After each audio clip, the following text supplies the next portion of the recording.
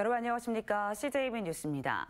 난방비 폭탄으로 전국이 들끓고 있는데요. 정부와 지자체가 취약계층의 에너지 바우처를 더 늘리는 등 대책 마련에 부심하고 있지만 한 가지 분명한 사실은 이제 값싼 에너지의 시대는 저물고 있다는 점입니다. 난방비와 전기요금이 앞으로 더 오른다는 걸 감안해 절약 대책을 강구해야 한다고 전문가들은 조언하고 있습니다. 장원석 기자입니다. 곳곳에서 난방비 폭탄을 맞았다는 아우성이 끊이질 않습니다. 지역 난방을 쓰는 전용 면적 84제곱미터인 이 가구에 지난달 난방비는 12만 원으로 1년 전보다 57%나 늘었습니다. 올겨울 이른 한파와 함께 지난해 겨울보다 38%나 오른 지역 난방 요금 때문입니다. 1년 사이에 난방비가 50% 인상이 돼서 이거는 난방비 폭탄인 것 같아요. 그래서 난방 틀기가 너무 무섭습니다. 최근 급증하는 1인 가구의 상황은 더 심각합니다. 전년 동기 대비 38.4% 오른 도시가스로 난방을 하는 오피스텔형 아파트의 경우 이달 부과된 난방비는 5만 원대로 1년 새 2배 이상 급등해 관리비의 대부분을 차지합니다. 겨울철 한파로 인해 난방 수요가 늘고 에너지 공기업 등이 적자 등을 이유로 줄줄이 요금 인상을 준비 중이어서 난방비 폭탄은 시작에 불과하다는 전망이 지배적입니다. 전문가들은 외출 시 보일러를 끄기보다 외출 모드로 바꾸고 단열을 위해 유리창 에어캡과 커튼 등을 달아줄 것과 함께 온도 유지를 위한 가습기 사용 등을 권장합니다. 올해부터 전기요금도 9.5% 올라 지난 1981년 2차 오일 쇼크 이후 42년 만에 최대 인상폭입니다. 비교적 싼 전기를 이용한 난방용품을 과도하게 사용할 경우 역시 요금 폭탄을 맞을 수도 있습니다.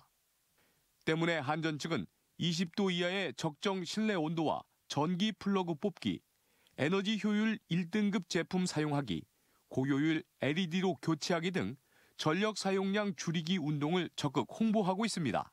한국전력 SNS 채널에 게시된 에너지 다이어트 10을 지인들과 공유하고 에너지 전략을 실천하는 이벤트에 많은 참여 바랍니다.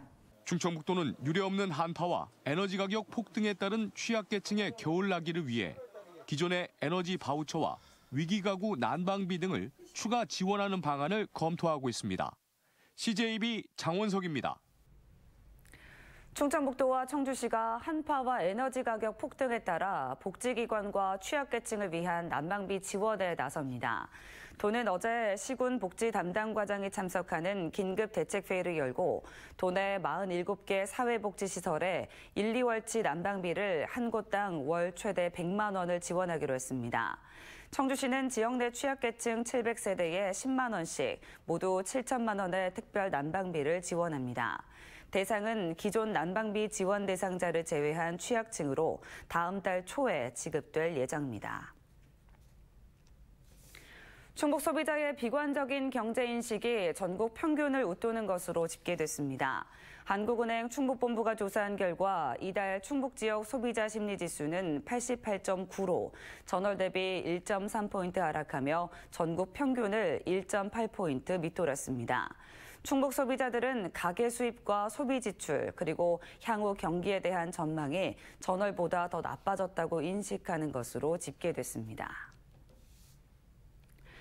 단재교육연수원 강사 블랙리스트 의혹과 관련해 진보 성향 시민단체들이 교육감과 부교육감 등을 한꺼번에 고발했습니다.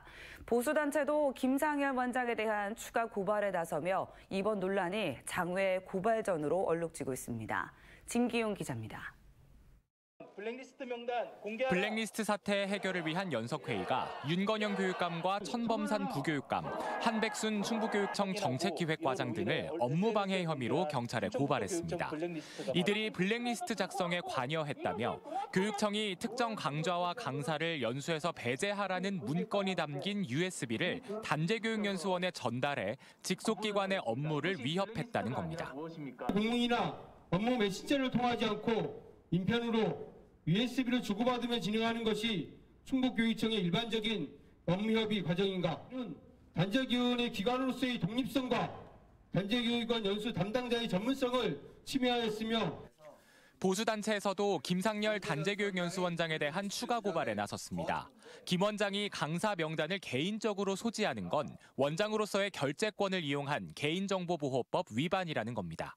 자신의 어떤 주장이라든가 목적을 성취시키기 위해서 개인정보보호법을 위반하면서까지 개인적인 USB에 담아서 가지고 있고 그걸 보여주고 주장한다.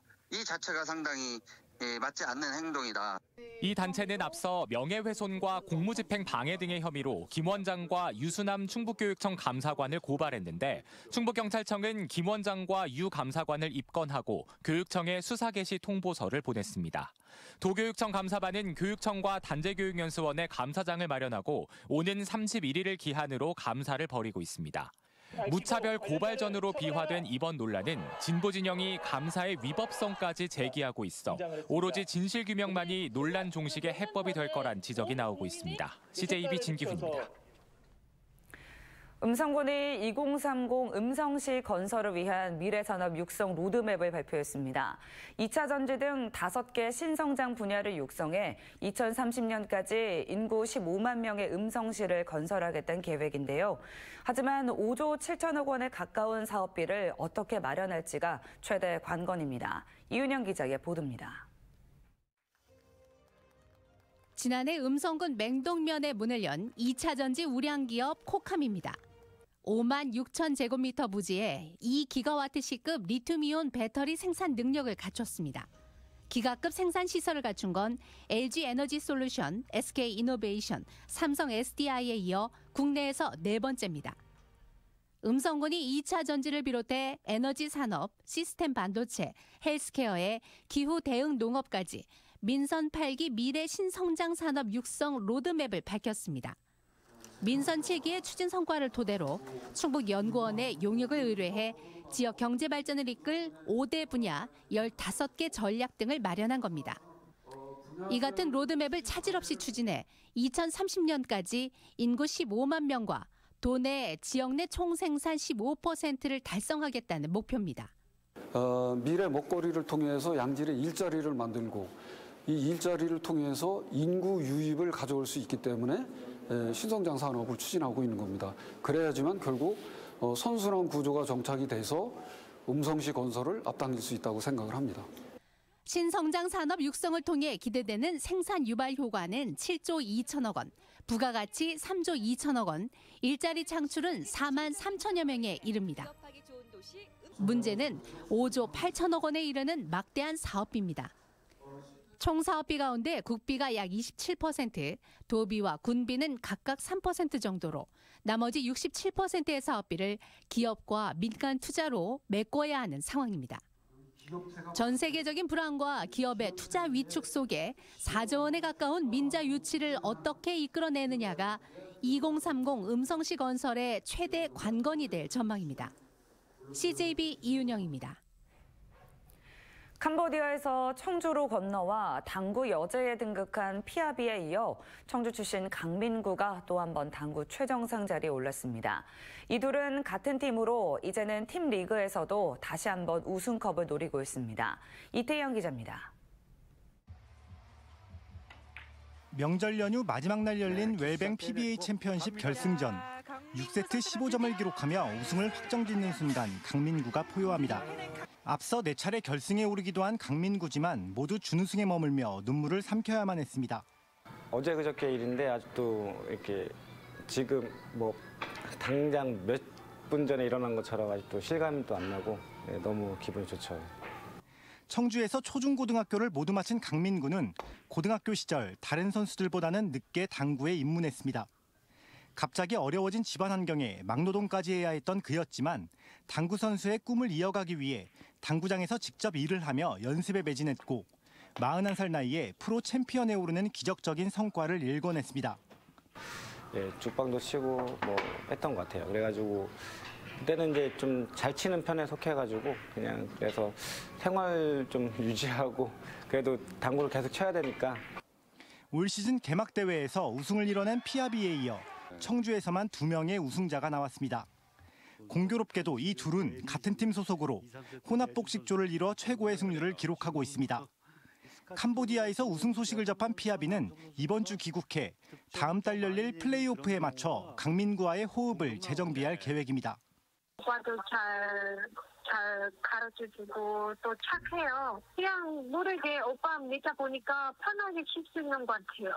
한국으로 건너와 당구 여제가 된 피아비와 역경을 딛고 40대의 첫 우승을 이룬 강민구.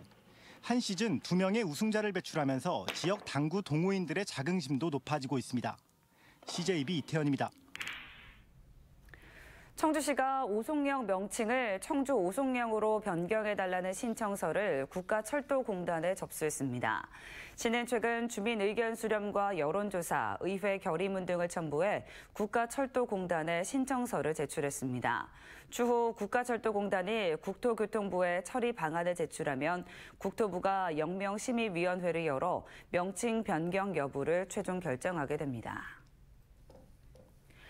충북농업기술원은 해충 방제 등을 위한 논 밭두렁 태우기가 득보다 실이 크다며 농가에 자제할 것을 당부했습니다. 농촌진흥청 조사에 따르면 논 밭두렁에 있는 해충은 25%인 반면 익충은 75%나 돼 논 밭두렁 태우기로 이로운 벌레가 더 많이 죽는 것으로 집계됐습니다. 또 최근 10년간 도내 산불 원인 중 15%가 논 밭두렁 태우기로 발생했다며 주의를 당부했습니다. 이상으로 CJB 뉴스를 마칩니다. 고맙습니다.